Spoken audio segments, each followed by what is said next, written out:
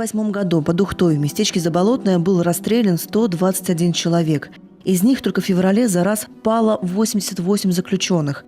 В основном, конечно, политических. Другие здесь толком и не сидели. А потому историки, едва узнав о страшной находке под Ухтой, почти сразу выдвинули версию.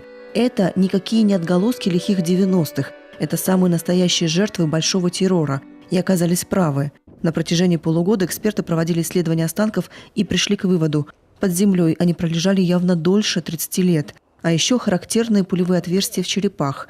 Именно так и расстреливали политзаключенных. Всего в 1938-м на Заболотном было 5 расстрелов. Обязательно надо вскрыть большую площадь, провести раскопки. Строго документальные, тут самодеятельность абсолютно неуместна. Это должно делать именно органы власти. Даже, собственно говоря, и по закону они даже должны делать.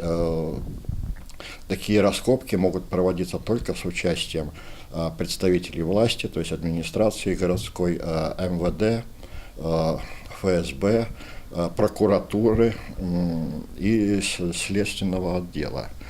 Формально дело следственными органами было закрыто. Оно так и не было возбуждено за отсутствием состава преступления и срока давности. Но, тем не менее, уверен историк, обследование территории нужно проводить дальше, чтобы понять до конца, эти трое – случайные жертвы или все-таки там под землей целое стихийное кладбище. Никто ведь не знает точно, как именно хоронили жертв террора – поодиночке или в братской могиле. Возможно, там, рядом или чуть поодаль есть и другие захоронения. В таких случаях нельзя останавливаться на половине пути. Дело нужно обязательно довести до конца, причем сделать это строго документально, по всем правилам. Это не такая уж и большая работа, строго говоря. По крайней мере, сразу предваряя возможный вопрос о деньгах, я скажу, что о больших деньгах тут речи-то не идет. Раскопки должны приводиться квалифицированным специалистам, потому что не все имеют право на раскопки, так называемые открытые листы. Это необходимо привлечь археологов Коми-научного центра.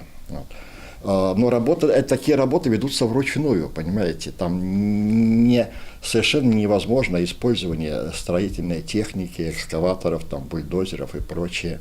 Так что больших-то денег это не стоит, эти затраты на экспертизу. Но сделать это надо, это просто надо сделать, потому что все-таки мы люди, мы обязаны это сделать.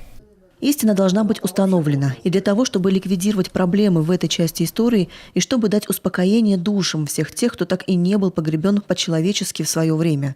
Конечно, павших в годы террора уже вряд ли удастся установить пофамильно, но захоронение просто обязано стать местом покаяния. Летом буквально приехали девушки они были в Казахстане, жили, их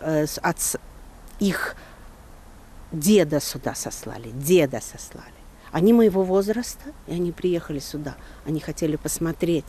Причем все знают, приезжают люди, которые знают, что мы не знаем, где точно это происходило, но не важно. В 30-е годы туда, в Заболотное, ссылали людей с территории всего бывшего Советского Союза.